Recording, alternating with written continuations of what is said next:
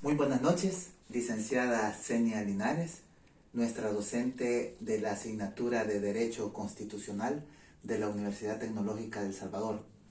Mi nombre es Luis Alberto Batres Garay, carnet 5139-42-2023, y en esta oportunidad pues vamos a desarrollar lo que es nuestra guía de trabajo, para la cual vamos a dar una breve explicación sobre los 10 instrumentos jurídicos que dan lugar, que dan origen a los derechos humanos y que hemos tratado en nuestras clases, en las diferentes clases de la tercera unidad. Vamos a iniciar con el tema número 1, que es la Declaración de Independencia de los Estados Unidos. Este instrumento jurídico forma parte de la primera generación de los derechos humanos, data por supuesto del 4 de julio de 1776, y en el cual se establecen fundamentalmente los derechos individuales, los derechos civiles y los derechos políticos. En esto podemos entender a los derechos individuales como el derecho a la vida, el derecho a la integridad física y moral, a la libertad, a la justicia, a la igualdad y equidad. En los derechos civiles podemos comprender también el derecho al nombre, a la nacionalidad, al patrimonio y al domicilio. Y en el caso particular de los derechos políticos podemos encontrar el derecho al sufragio, el derecho a poderse asociar y formar parte de organizaciones políticas o de partidos políticos, y por supuesto el derecho a optar a cargos públicos, es decir, la oportunidad de ser elegido para alguno de los cargos de elección popular. En este segundo tema que vamos a abordar es la Declaración de los Derechos del Hombre y del Ciudadano.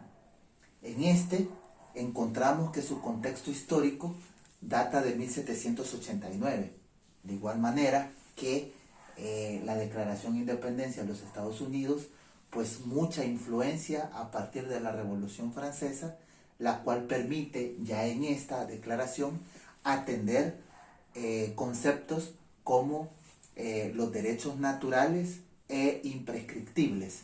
Derechos naturales porque están inaludiblemente ligados a la persona humana, y imprescriptibles e imprescriptibles porque significa que no tienen vencimiento, no tienen caducidad.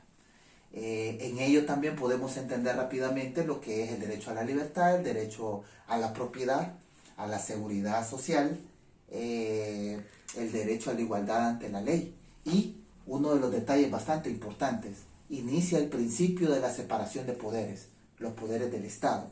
En este estamos hablando del poder legislativo, del poder judicial y del poder ejecutivo. Cada uno de los estados comenzaron a retomar cada uno de estos preceptos jurídicos que dan lugar pues prácticamente también a lo que son los derechos humanos, y que, como decíamos al inicio, pues también forman parte de la primera generación de derechos humanos. En el tercer tema tenemos la Constitución Mexicana de 1917.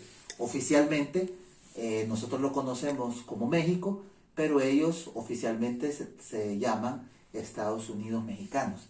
Y esta Constitución de 1917 destaca dentro de sus principios o postulados el tema de la libertad de culto, es decir, la posibilidad de la persona humana de poder practicar, de poder expresar, de poder formar parte y asociarse de diferentes religiones, ¿verdad? Y que el Estado las pueda reconocer como tal.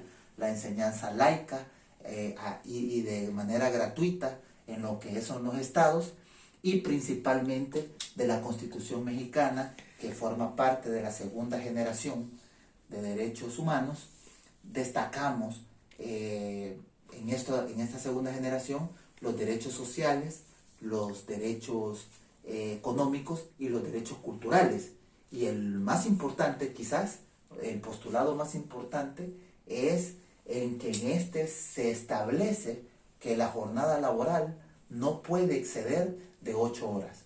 Uno de los logros bastante importantes de este instrumento jurídico. En el cuarto tema tenemos la Constitución alemana de Weimar. Esta tiene sobre la base un contexto histórico de la Segunda Guerra Mundial.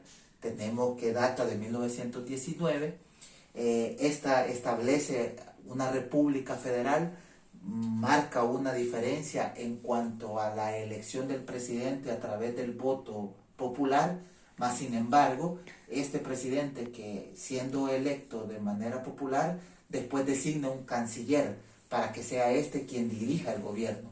En algunos otros tipos de gobierno nosotros identificamos de que en las monarquías, por ejemplo, los reyes nombran un primer ministro y este primer ministro se convierte en el ejecutor del gobierno a través de los demás ministerios, ¿verdad? Así que este postulado bastante importante que lo podemos retomar dentro de este tema de la Constitución de Alemania y que pues forma parte de esta segunda generación.